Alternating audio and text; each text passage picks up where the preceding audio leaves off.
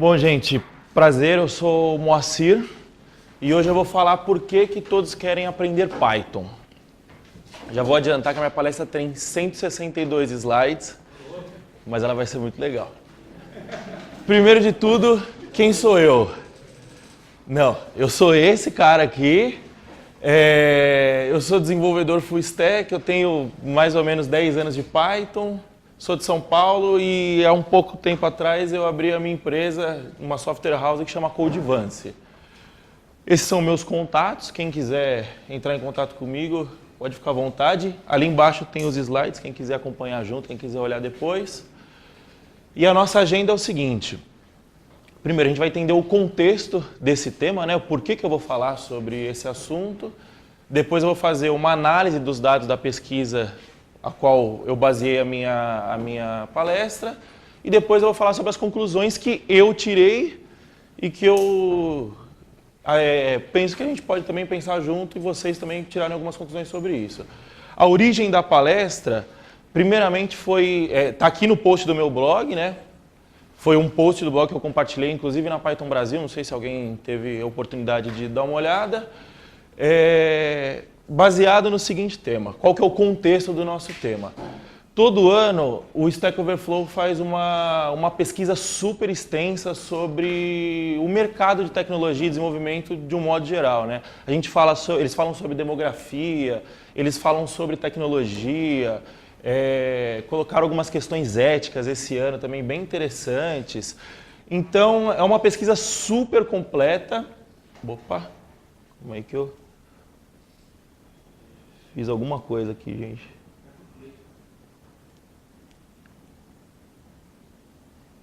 Cadê o... então... Vai visualizar. Visualizar... Como de quê? Como de quê não? Desculpa, gente, acabou...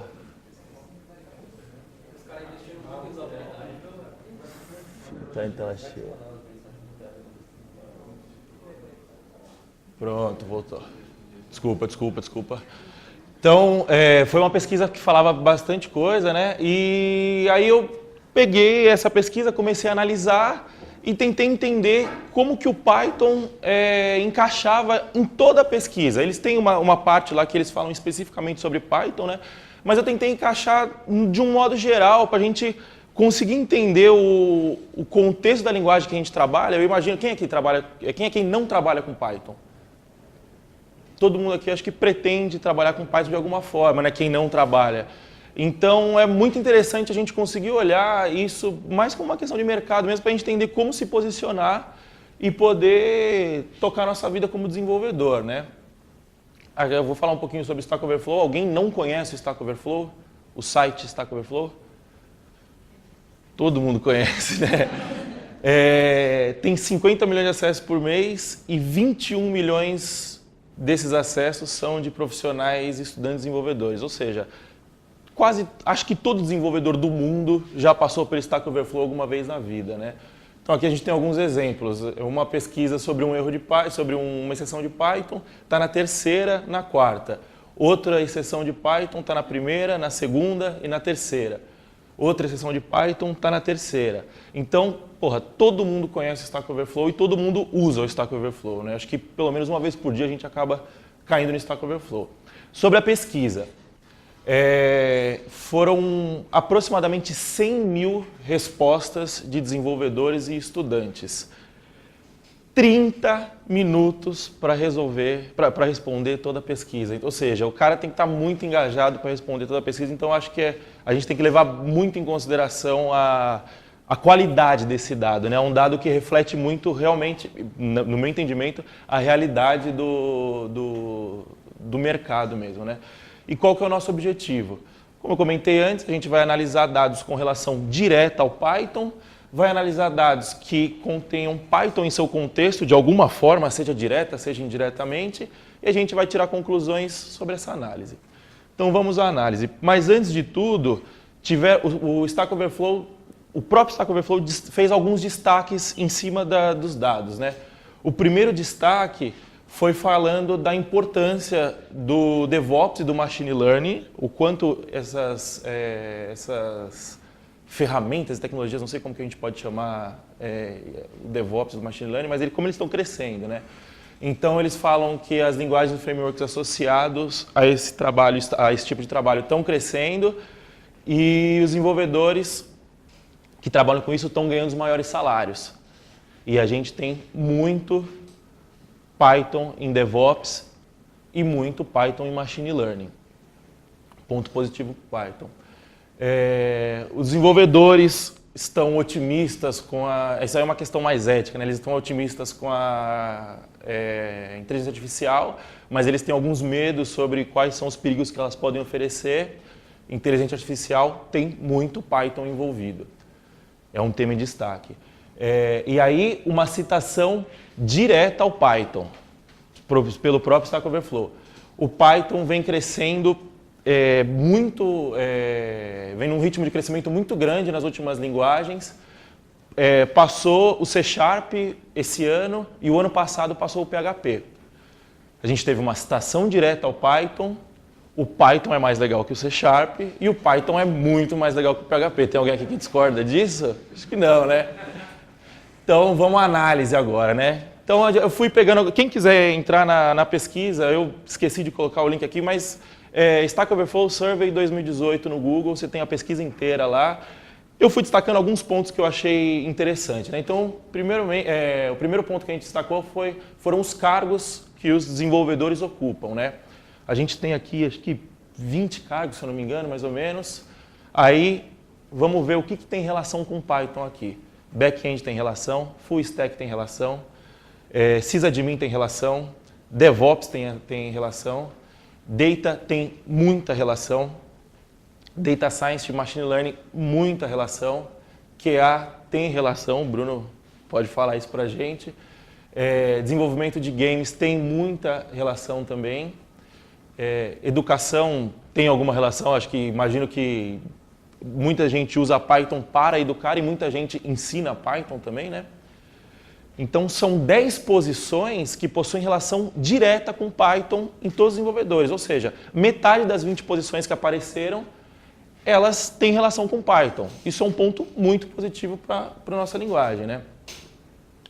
Aí vamos falar das linguagens de programação, de scripting e de markup.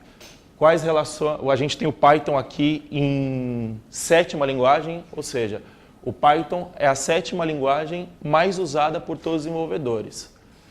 Na frente de PHP, que é legal pra caramba, C#, C++, C, Ruby e Go. São linguagens poderosíssimas. C, por exemplo, a gente tem o C, quase todas as linguagens têm muitos anos, né? Mas a gente tem uma força muito grande em C, C++, C#. O Ruby já foi uma linguagem muito hype, digamos assim, né? O Go hoje está num hype muito forte. E quando eu falo hype, eu não estou fazendo nenhum tipo de pré-julgamento se é bom ou não. É uma linguagem que está em destaque, né? E a gente tem o Python aí na frente de todo mundo. A gente só está perdendo para Java e para JavaScript, para concorrente direto. A questão do Java, o Java continua sendo muito forte no mercado, eu acho que vai se manter forte durante muito tempo. E o JavaScript, nada de braçada, porque a gente trabalha tanto com front quanto com back, então acho que está virando uma obrigação todo desenvolvedor, que trabalha com web pelo menos, ter o mínimo de conhecimento de JavaScript, né? Aí a gente teve uma menção, nesse ponto, a gente teve uma menção especial ao Python pelo Stack Overflow, que o Python tem uma sólida posição de ser a linguagem que mais cresce nos últimos tempos. Mas, por final, eu vou mostrar algumas estatísticas sobre o crescimento do Python, é bem legal. Aí falando sobre frameworks agora, né? A gente tem o Django no 6º lugar, voltando a aparecer, né? Porque o Django, eu dei uma olhada em 2016, 2017, o Django estava bem... não estava sendo lembrado, pelo menos nas pesquisas, né? A gente voltou a aparecer em 6º lugar, eu acho que em 6º lugar a gente tem Node, Angular, React e que são ferramentas hypadas, .NET Core hypado também, o Spring voltou muito forte por causa dessa nova versão deles, tal. A galera está começando a usar bastante de novo, e o Django está lá aparecendo. E aí a gente tem também algumas tecnologias que têm relação com Python, né? TensorFlow, a gente tem relação direta com Python, Spark, a gente tem relação direta com Python, Hadoop, a gente tem relação direta com Python, o Torch ou o PyTorch, a gente tem relação direta com Python, né? Então, todas essas tecnologias a gente tem relação direta com Python. Aí vamos falar agora de plataformas. O que tem relação direta com Python aqui? Linux, AWS, Mac. Só um comentário pessoal sobre as plataformas. Eu achei meio bagunçado você botar AWS junto com Arduino e tal. São plataformas, tal, mas eu acho que são contextos diferentes, mas a gente não está aqui para julgar isso. Linux, AWS, macOS, Raspberry Pi, Azure, Arduino, Heroku, Google Cloud, Serverless, Amazon Echo, Google Home. Isso, assim, eu fiz essa relação de cabeça, assim, né? Eu acho que praticamente tudo aqui tem relação com Python, mas eu tentei deixar evidenciar o que é mais explícito, né? Todas essas tecnologias possuem relação direta ou indireta com Python. Agora vamos falar um pouquinho das linguagens mais amadas, as mais odiadas, digamos assim. Eu vou explicar esse termo que é o dreaded, e depois as mais queridas, né? As mais solicitadas. O Python está ali em terceiro lugar na linguagem mais amada. É a terceira linguagem, a gente só perde para Kotlin e Rust. O Kotlin está bastante hypado, o Rust também está vindo bastante, tem muita gente falando sobre Rust, o Bruno fala direto sobre Rust, né? A gente são duas tecnologias que estão com nome, que são novidades no mercado, pelo menos para o grande público, e o Python está ali firme e forte, 20 anos de Python, mais de 20 anos, e o Python está ali em terceiro lugar. O Rust e o Kotlin são linguagens que estão em hype. Aí, se a gente olhar aqui as linguagens que são mais... O que é o conceito de dreaded? É alguma coisa tipo assim, você trabalha com ela no dia a dia, mas você não gostaria de trabalhar com ela no dia a dia. Você trabalha porque é necessidade, né? E então todas as linguagens aqui, a gente tem o Objective-C, vamos ver se tem Ruby. Cadê o Ruby? Ruby aqui, Java tá aqui, tem PHP, olha o nosso PHP aqui, ó. E cadê o Python? O Python não tá aqui, você entendeu? Aqui, ó, eu sabia que eu tinha feito uma menção a todas essas linguagens, o PHP. Então são linguagens assim que são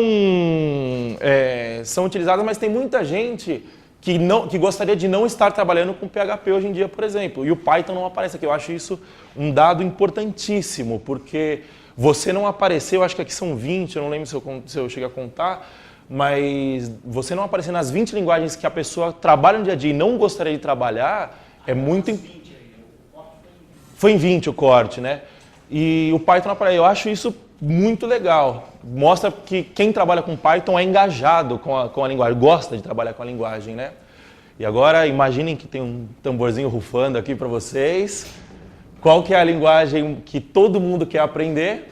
O Python com 25%. 25% das pessoas querem aprender Python. O Wanted aqui, a explicação do Wanted foi mais ou menos assim. A pessoa que não conhece muito pouco, quer conhecer mais para trabalhar com a linguagem, né? Se aprofundar na linguagem. E a gente está aqui com Python 25%. Ou seja, todo mundo quer aprender Python. Isso é animal, porra. Então, quem quiser comprar um cursinho aí... o Python é a linguagem que as pessoas mais querem aprender. E aí agora vamos para as ferramentas, né? De novo, o Django está em oitava, é a oitava ferramenta mais amada, voltou, porra, 60%. Oi? TensorFlow em primeiro. O Django está com 60%, ou seja, 60% de quem respondeu a pesquisa ama o Django. É bastante legal isso, né? E aí as tecnologias que já têm relação direta ou indireta com Python. TensorFlow, PyTorch, o Spark e o Hadoop. Então as tecnologias têm relação direta ou indireta. O Threaded aqui, eu vou ser sincero com vocês, eu pulei o Threaded porque o Django aparece no Threaded e eu gosto muito de Django. Então eu pulei, mas vamos para o Wanted direto. No Wanted a gente tem o Django aí com... É a sexta ferramenta que as pessoas mais querem aprender também. Isso é muito legal porque o Django é muito legal, né? E aí, agora vamos para os ambientes de desenvolvimento, né? O PyCharm está em 10º lugar. Eu sempre fui um cara que eu nunca gostei de IDE. A minha lembrança de IDE era aquele negócio, aquele Eclipse pesadão, aquele NetBeans e tal. E aí eu comecei a usar o PyCharm ano passado, gostei muito. E você vê que, porra, aparecer em 10º lugar, eu não sei se o contexto são 10% dos desenvolvedores Python que usam o PyCharm, eu acredito que seja 10% das pessoas, todas as pessoas que responderam, né? Eu acho muito relevante isso, né? Uma IDE só para Python, eu não sei aqui, acho que só o IntelliJ que é para Java e o Visual Studio para C Sharp. Então, eu estou tentando, acho que específico para Python, específico para uma linguagem, acho que o IntelliJ, o Visual Studio, o Eclipse você pode trabalhar com qualquer linguagem, o Android Studio, porra, está sendo citado em 10º, eu achei super interessante isso. Oi? Na frente do Xcode. Agora, vamos falar dos salários, né? Essa daqui é a média salarial do mundo. O Python está aparecendo lá para baixo, em 15º, se eu não me engano, com 56 mil dólares ao ano é a média salarial no mundo. Então, o Brasil se inclui nisso também, né? Isso dá 180 pau por ano ou 15 pau por mês. É uma conta burra. Por quê? Porque o cara que está ganhando em dólar nos Estados Unidos, ele é 1 para 1, né? Ele está ganhando 56 mil dinheiros e gastando em dinheiros. Ele não tá... Mas tem gente que trabalha aqui do Brasil e trabalha para fora, ganha em dólar, uma puta arbitragem geográfica, porque você vai ganhar em 1 e vai gastar vezes 3, né? Vai ter o poder de gastar em vezes 3. E só nos Estados Unidos é 98k ao ano, e isso é salário médio. Então imagina assim, se a gente fizer um exercício meio tonto aqui, vamos colocar um júnior, um pleno e um sênior. Vamos colocar a média no pleno, um desenvolvedor pleno, que seria o pleno aqui do Brasil, está ganhando 100 pau por ano nos Estados Unidos. É praticamente 8 pau e meio por ano, é muita grana. E no Brasil, tá aqui, né? O que eu consegui de estatística do Brasil? Eu entrei no Love Mondays, o Brasil, eu não achei nada assim que tivesse uma consistência de dado, né? A gente tem desenvolvedor Python, 4 pau e 200, Python Sênior, 8 pau, programador Python. Então, tipo, não tem muita aqui, especialista Python, não sei qual que é a diferença de um Python Sênior para um especialista Python. 10 mil reais por mês, enfim, não existe uma base. Pelo Love Mondays eu deduzi assim fiz muita análise assim de cabeça, pensei pra caramba tal, e cheguei nesses valores aqui. Pela minha vivência de mercado, um júnior ganha mais ou menos na média entre 2 e 3 mil reais, um pleno entre 4 e 7 e um sênior entre 7 e 11. Se a gente comparar que isso aqui é real, a gente está fazendo a média de dólar do mundo, então o indiano que respondeu a pesquisa do Stack Overflow, ele respondeu convertendo o salário dele em dólar, né? A gente está ganhando pouco. Assim, pouco em relação ao mercado, mas bastante em relação ao salário médio brasileiro, né? E aqui, para a gente finalizar a nossa parte de análise, a gente fez uma relação, o Stack Overflow fez essa relação de as interligações entre as tecnologias, e o Python está ali embaixo, né? Se a gente olhar, ele está ligado diretamente com Django, com PyCharm, com IPython, com Bash Shell. Aí eu fui quebrando a cadeia, olhando e tal. Esse pedaço aqui assim, ó, são 23 outras tecnologias, ou seja, o Python é plural, é isso que eu consigo entender dessa análise. E isso é muito legal, porque você, sendo plural dessa forma, você tem entrada em diversos meios, né? E aí, agora que a gente já fez a análise, a gente vai fazer a conclusão disso. Qual que é a primeira conclusão que eu tiro disso? O Python cresceu muito nos últimos anos. Isso daqui, lá no Stack Overflow, quando vocês tiverem interesse de abrir a pesquisa, quando eles falam da linguagem mais utilizada, que o Python está em 7º, eles colocam um link, o Stack Overflow fez um post só falando sobre o crescimento do Python, isso em 2017. Esse é o crescimento do Python. Você pega o JavaScript, ele cresceu mais ou menos, o Java cresceu quase nada, o C++ também está na média, o PHP está na média, não sei porquê. Então, o Python cresceu vertiginosamente nos últimos 8 anos. Por que eu acho que o Python cresceu vertiginosamente nos últimos 8 anos? É uma linguagem com boas características. Quando eu digo boas características, é uma linguagem fácil, é uma linguagem fluida, você consegue ter resultado muito rápido com Python, né? Então, só por ser uma linguagem com essas características, a gente já tem um crescimento constante. Você vai ter cada vez mais gente falando, o cara fala, porra, eu sou programador Java, tal, aí para eu fazer um Hello World eu tenho que escrever uma classe e tal, não sei o quê. Com Python é só escrever print, Hello World, aí o cara fala, porra, Python é muito fácil, vai falar para outro e tal. Esse crescimento acaba sendo constante. A comunidade é gigante, mundialmente falando, no Brasil falando, e é muito engajada. Eu não conheço tanto outras comunidades, mas eu acho a comunidade do Python do Brasil, que eu frequento, muito engajada. A galera ajuda, a galera se ajuda, tem muita iniciativa. Então isso eu acho que contribui com um crescimento constante também. E é um ecossistema saudável. O que a gente vê como um ecossistema saudável? As libs estão sempre atualizadas, você resolve um problema, praticamente qualquer tipo de problema tecnológico você resolve com Python. A própria comunidade entra nesse ecossistema saudável, né? Então todas as características são características de um crescimento constante. Mas teve um boom nos últimos anos, né? Por que teve esse boom? Por causa dos dados. Eu fiz um comparativo de 2016 para 2018 das citações de data e dos percentuais, né?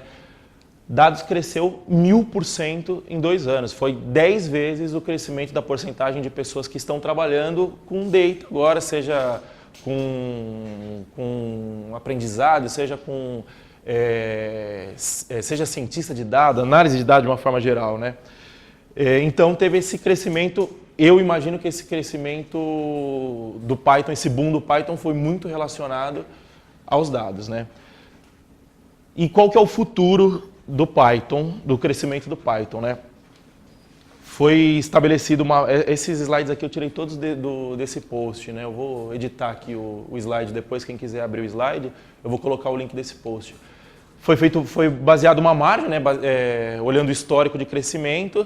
Essas são as margens de todas as linguagens comparativas e a margem do Python é gigantesca, tanto para baixo quanto para cima, né? Mas a gente, assumindo o cenário mais pessimista possível, a gente ainda vai estar crescendo bem pra caramba, né? Eu acho isso muito bom. Agora, falando sobre o Django, que é o meu framework predileto. Ele continua sendo um framework sólido. Ele voltou a aparecer depois de quase não ter dado as caras nas últimas pesquisas, né? Por que eu acho que ele não tinha dado as caras nas últimas pesquisas? Se não me engano, em 2016 ele apareceu, em 2017 ele não apareceu na pesquisa. Em 2016 acho que ele apareceu com 0,6, alguma coisa assim, por cento. Primeiro, por que ele voltou a aparecer? Por causa da impulsão natural do Python em si, né? O Python está mais conhecido, então o Django acaba sendo mais conhecido também. Segundo, o Django é muito eficiente no que eles propõem a fazer, a gente consegue gerar valor muito rápido com o Django com qualidade, né?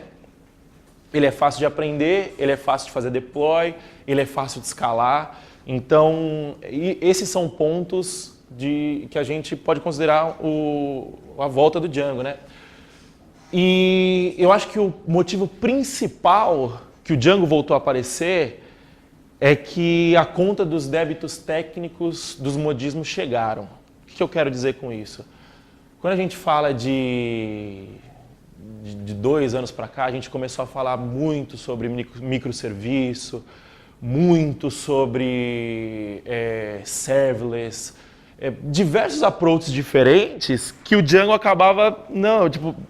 o ano passado era praticamente proibido falar de monolito. Ninguém mais podia falar de monolito. E o Django é um puta monolito.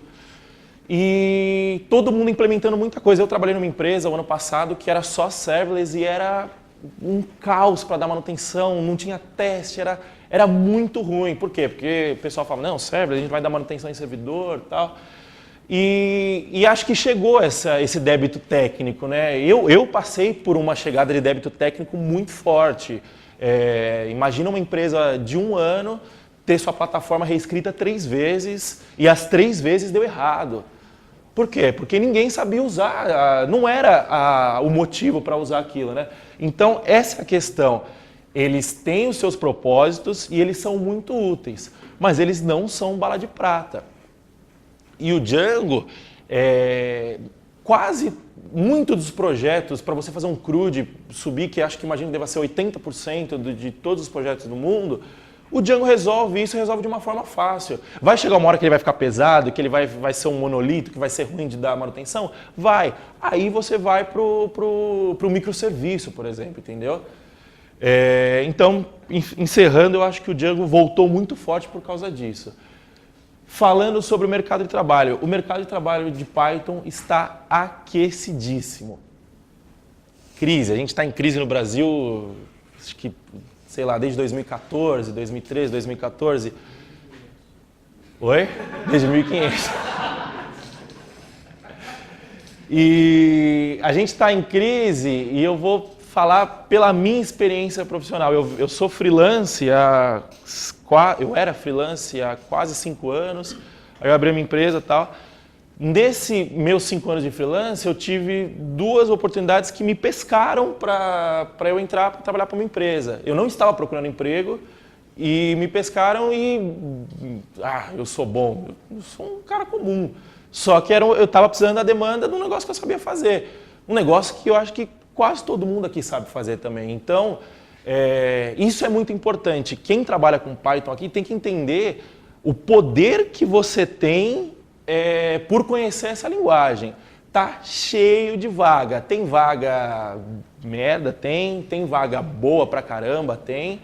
É só você saber garimpar, mas entenda que saber Python, saber programar Python, seja no nível júnior, seja no nível sênior, é um ativo muito forte hoje em dia, né? A gente tem bons salários, com um pequeno asterisco aqui para o salário brasileiro, que é o que eu comentei antes. Perante ao mundo, o nosso salário não é bom. Mas perante ao cenário brasileiro, você, como um Python pleno hoje, eu imagino que você vai conseguir ganhar uns 4, 5 mil reais por mês. Você tem, eu imagino que, sei lá, chutando baixo aqui, 95% da população brasileira não ganha esse salário, você entendeu? Então, são bons salários, ainda assim é uma alternativa, ainda assim é um bom salário. E para... Oi? Descontando tudo, se você for CLT, né? Se você for PJ, aí você... E se você não está satisfeito com o salário brasileiro, você pode muito bem aprender inglês e começar a prestar serviço para fora e ganhar 3 vezes mais do que você ganha usando o mesmo tempo que você usa, né? A gente tem boas empresas com bons ambientes de trabalho, inclusive a minha empresa, a Codivance, se alguém quiser mandar currículo para mim, a gente tem sempre oportunidade. E qual que é a conclusão final que eu chego disso tudo? A gente tem que ser como os outros, a gente tem que aprender Python. Quem não conhece Python, por favor, aprenda. E quem já conhece, por favor, se especialize muito mais, porque a gente está cheio de oportunidade na mão. E é isso, gente. Alguém tem alguma dúvida? Obrigado.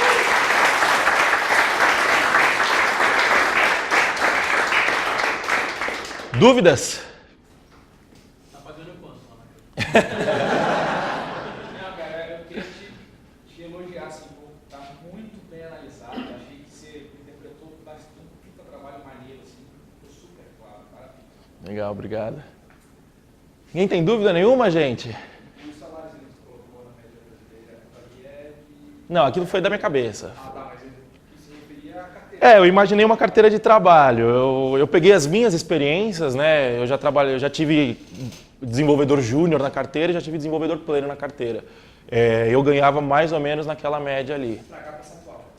Pra cá, pra São Paulo, isso. Mas eu fiz uma pesquisa informal no Facebook, na época que eu estava fazendo a palestra no Zumbi, Aham. e a galera estava dando mais ou menos esses valores também. Assim. Isso pro Brasil inteiro.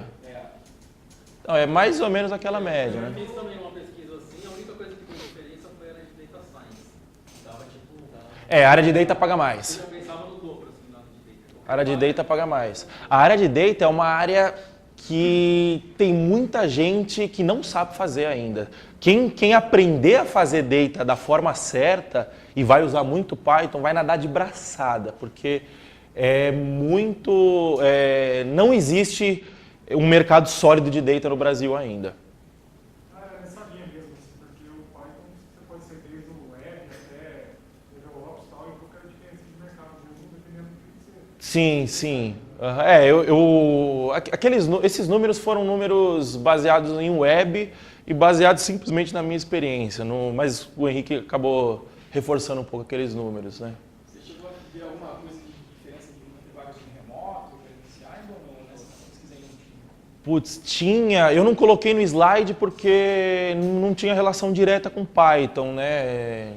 Você pode trabalhar presencial ou remoto. Porque na nossa área agora vem as vagas, hoje em dia quando eu estava mandando vaga, eu já mando a pergunta logo, eu falo, ó, antes de eu passar para outras pessoas, me diz se é remoto ou não, que já vão te perguntar. Aham. Principalmente aqui pra galera que tá de Sim.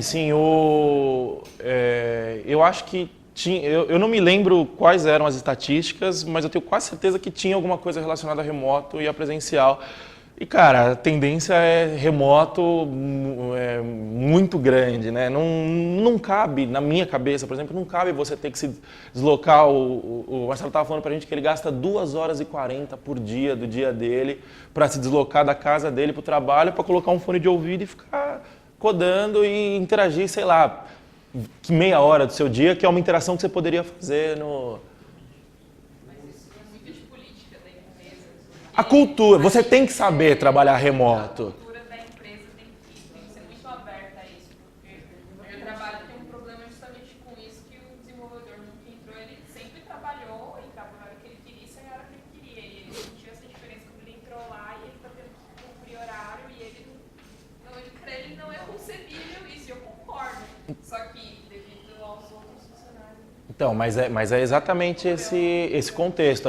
Para você trabalhar grandes liberdades requerem grandes responsabilidades. Você tem que ter você tem que ter a maturidade de saber trabalhar remoto. Não é trabalhar remoto, não é você ficar de cueca o dia inteiro e aí trabalho meia hora, aí eu volto, aí eu dou um rolê, você tem que ter compromisso, mas é responsabilidade, né? Duas coisas. Você deu exemplo de relação à aplicação de 2 horas, a gente deu o exemplo do Rafa, que gastava 6 horas no treino. 6 horas. Aí você faz uma continha, você dorme 8, você trabalha 8. Essas contas, a cada 8 anos ele perdia 1 ano dentro do treino. Olha isso, cara. E uma segunda observação, uma coisa bacana que eu tenho visto do Python, a gente viu isso na Python Brasil com o espanhol, é que essa questão da facilidade da linguagem, a quantidade de material disponível e a possibilidade de vaga remoto é que está chegando possibilidade de emprego em locais extremamente remotos do Brasil. Você tem gente trabalhando com Python em lugares em que você mal imaginaria que existe uma produção de software. Você mora no interior. fazendo isso lá. É isso, Você mora no interior de Minas, não é? Então, no interior de Minas. São Paulo tem uma cidade que chama Joanópolis, não sei se alguém conhece. Eu já ouvi falar. 11.000 habitantes.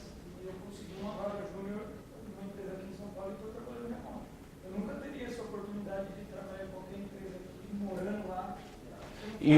E você imagina a sua arbitragem geográfica, porque a gente está falando, quando você trabalha para fora, você tem uma arbitragem de 3-1. Não é tão explícita a sua arbitragem, mas eu tenho certeza que o custo de vida na sua cidade é muito mais barato que o custo de vida de São Paulo. E os caras vão pagar um salário nível São Paulo aqui, entendeu? Até a faixa salarial que você pôs aí tá dentro, tá perfeito. Entendeu? Então é... Uma pergunta assim, dessa galera que trabalha, brasileiro que trabalha com empresa americana e tal. Assim, o que faz um americano pensar num programador brasileiro e eles pegam um indiano, que às vezes falta, sei lá, Tem acho que dois fatores. Acho que os dois acho que são... Cara, isso não tem desenvolvedor nem na Índia. Eu acho que o grande fator na Índia tem muito desenvolvedor, mas a qualidade de desenvolvedor brasileiro, assim, o cara geralmente ele é mais especialista aqui. Na Índia os caras e o time zone. O que eu vejo assim, que a galera manda pedindo pra indicação de gente, talvez muito meio disso, e os caras sempre falam assim, comunicação, porque o inglês é muito próximo, né? A cultura americana, igual a minha cultura é muito próximo, né, entre as Américas, e o time zone faz toda a diferença. Então, acho que isso o Brasil está mega bem posicionado para esse tipo de atividade. A outra que eu ouvi também é que o indiano faz exatamente o que foi pedido. Né? Então, É. tem que fazer tem que fazer aqui um negócio. O brasileiro vai falar, não dá para tirar no show daqui. O indiano não, tem que fazer daqui. Ele dá a volta e... O brasileiro é um pouco mais analítico, né? Você não falou que tinha que tirar no show? No setor científico, é até um motivo de contratarem brasileiro, porque a gente faz ciência com, sei lá, com árvore podre e faz limonada. É tipo nisso. E hoje em dia mesmo tem isso, o pessoal está preferindo os brasileiros no setor remoto do que outras pessoas. Eu acho que até por conta dessa questão de preocupação. É muito engraçado isso, né? Porque a gente tem uma síndrome de vira-lata, né? Porque aqui dentro todo mundo fala, puta, programador brasileiro é foda, mano. O cara não quer saber de porra. E lá fora a gente tá valorizado. É difícil isso, né? Desculpa o palavreado, gente. E ela falou isso mesmo. Não, a gente está dando preferência. De fora, a gente está dando preferência para os programadores do Brasil por conta de qualidade, que ela estava falando, que o pessoal do time zone também, mas por conta de qualidade, então a gente está preferindo, inclusive para montar uma sede no Brasil, em São Paulo. Então, eles já pensaram nisso. Então, como o gerente de projeto é de Belo Horizonte, então, assim, toda a infraestrutura para desenvolvimento vão colocar no Brasil só por conta disso. E cada um... Eu acho que tem também a questão aqui que você falou de vira-lata, né? Que a galera tem medo do inglês, né? Sim, Mas é a primeira sim. coisa que você não tem que ter medo. A gente fala um inglês péssimo e a gente está lá trabalhando 2 anos se virando. Numa reunião, eu mandei a gerente do RH se foder. Eu queria falar foco. E eu falei focus.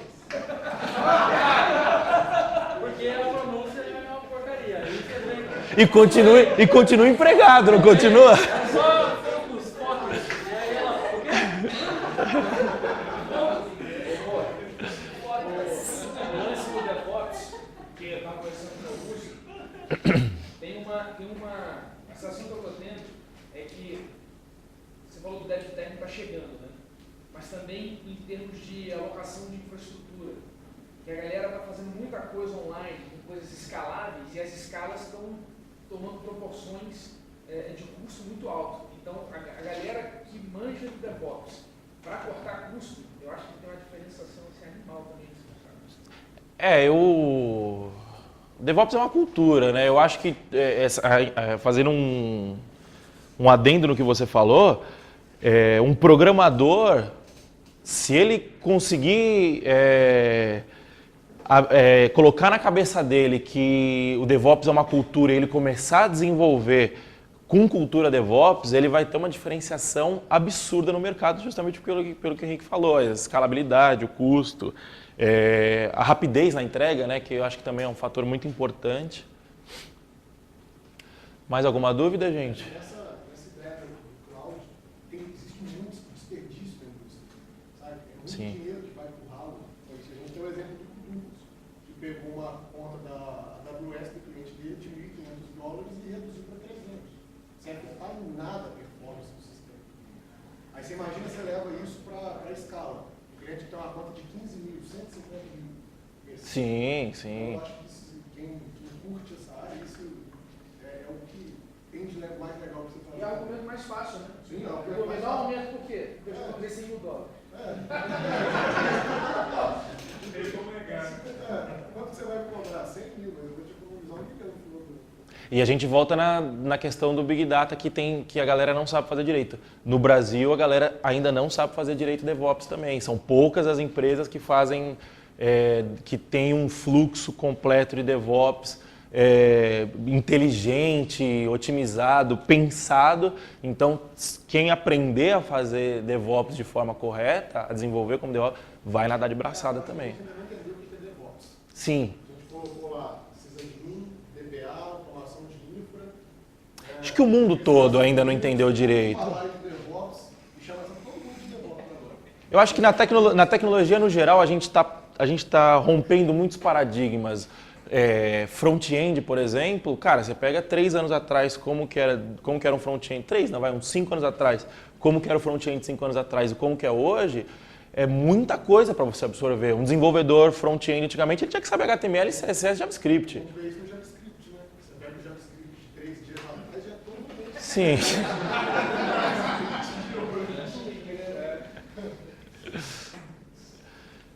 Mais alguma dúvida?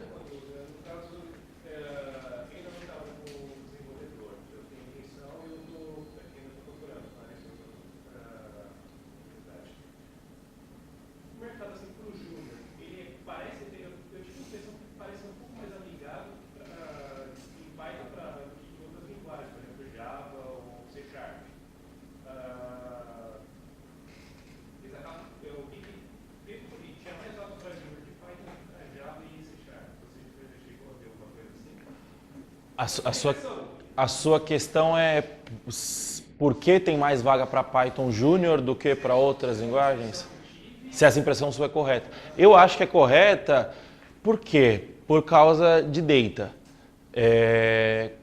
A maioria das empresas hoje estão implementando algum fluxo de análise de dados e toda vez que você fala de fluxo de análise de dados hoje em dia, você vai falar de Python. Então, eu acho que tem muita gente...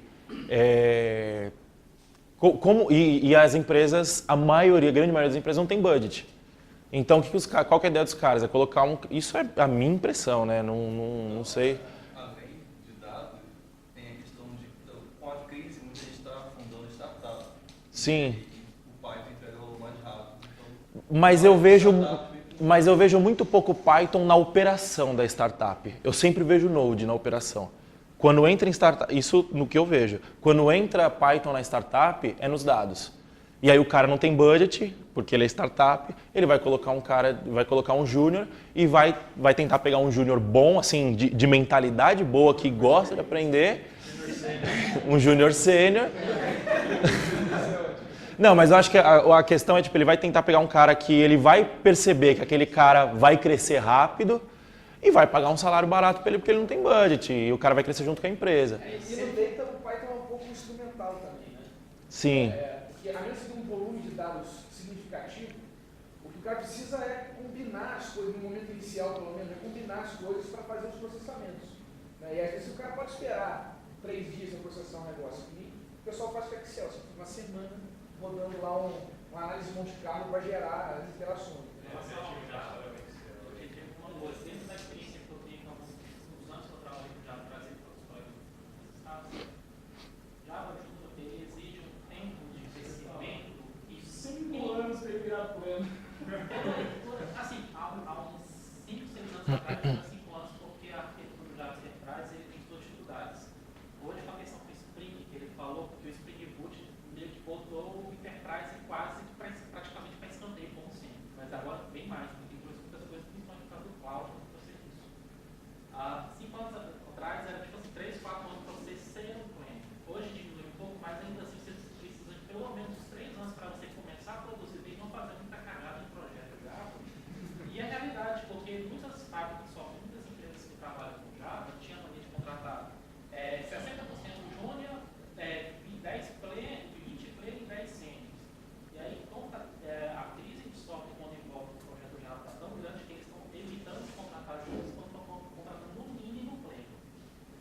causa disso. E no Python também tem aumentando muito o cálculo para tudo, porque justamente como a linguagem de propósito geral é uma linguagem mais fácil de se absorver, de você crescer dentro do conhecimento, é menos tempo e você produz mais rápido.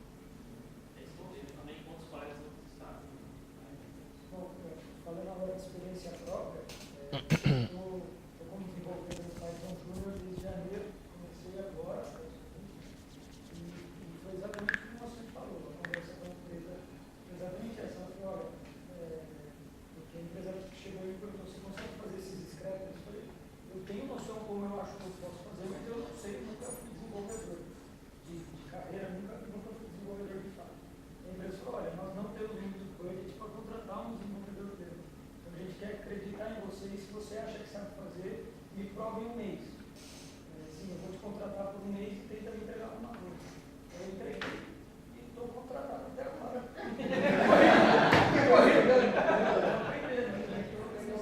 Posso falar da cidade. A oportunidade nacional. Mas foi exatamente como você disse. Exatamente, a empresa não tem budget, então ela prefere acreditar e deixar você aprender ou algo assim, do que às vezes contratar um pleno e pagar uma grana. Você já está fazendo evento de Python lá na cidade? E acho que para encerrar, a questão é a curva de aprendizado do Python é menor. No caso dessa minha grande dúvida, assim, eu tenho conhecimento e eu já estudei bastante o Django, me aprofundei mais nisso, só que como eu tenho experiência prática, eu percebi que isso é um peso. Eu já tentei uma vaga para pleno e isso foi um fator de corte. Você não ter experiência é um fator importante que me tirou daquela vaga. Então, eu estou vendo para a Júnior, foi só uma impressão minha que eu tive olhando vários sites, assim, tem vários sites de busca, uma impressão minha que assim, É uma oportunidade de você pegar mais experiência. Se você entrar numa empresa que as coisas vão cair no seu colo sem estar mastigada, que você vai ter que correr atrás, você vai pegar uma bagagem muito boa que vai de novo, eu acho que o caminho de júnior para pleno, eu não acredito muito nessas definições, né? Mas o caminho de júnior para pleno no Python é pequeno, não é grande. Na minha carteira de trabalho, quando eu era Python júnior, acho que eu demorei 1 ano e meio, 2 anos para ir para pleno. E é isso, o pleno eu acho que é um júnior com mais experiência, entendeu? Então, cara, vai atrás de uma vaga júnior ou faz contribuição de projeto por fora para você pegar experiência. Eu ia falar isso sim, tem estratégia para você fazer, você construir evidências de que você tem prática, às vezes nunca tendo trabalhado com isso, que pode te ajudar, você vê um projeto seu, Sim. pode ir na internet, publicando sobre as suas da palestra, compartilhar o que você conhece da palestra, tudo isso conta muito como evidência, até para você conhecer as pessoas, porque as melhores vagas é a publicação. As minhas 2 últimas contratações, eu quase não teve entrevista. Assim, eu já conhecia as pessoas, né? Mas quase não teve entrevista de tipo assim, me fala mais sobre você e tal. Falei, me manda seu GitHub, olhei o código do cara, achei o código do cara bom e falei, mano, você quer trabalhar comigo? Ele falou, e a gente veio trabalhar. O Gilson trabalha comigo hoje e foi assim. Ele me mandou o GitHub dele, olhei o código dele e falei, pô, a qualidade do código dele é boa. E qualidade de código não define experiência. Você pode ser um júnior com qualidade de código boa. Eu acho que isso é o mais importante, ter qualidade de código. Porque com qualidade de código você vai ser muito mais bem-vindo. Eu, pelo menos, quando eu vou contratar, a qualidade de código é o primeiro item que eu olho. E essa questão do júnior, de ter mais vagas de júnior para Python, eu acho que tem até um ponto aí bem mais simples. Que as empresas, elas estão dando manutenção nas suas bases de códigos em outras linguagens, não vão descartar, mas para novos projetos elas já estão começando a usar Python. E é difícil você contratar gente de Python hoje, o mercado não tem essa quantidade que a gente imagina. Né? Às vezes a gente tem essa bolha aqui, a gente pensa, nossa, tem tanta gente aqui, mas isso é Brasil. Né? Então, pois é, o que está acontecendo, que eu vejo, é que as empresas estão abrindo mais portas para a ajuda de Python para dar o treinamento que ele precisa na lógica do negócio e no sistema lá dentro. Ele te chama pela pessoa, pelo seu interesse naquilo, e o que te falta ele te completa lá. Ou porque não está encontrando também os plenos, porque isso aí Sim, tem mas os isso. treinos Tá empregado já e o cara. É, o pleno. Se o cara for pleno mesmo, ele vai estar empregado. Tá. O cara já está empregado e aí você tem que cobrir. O cara tá empregado, beleza, o capitalismo. Tá ganhando bem, não?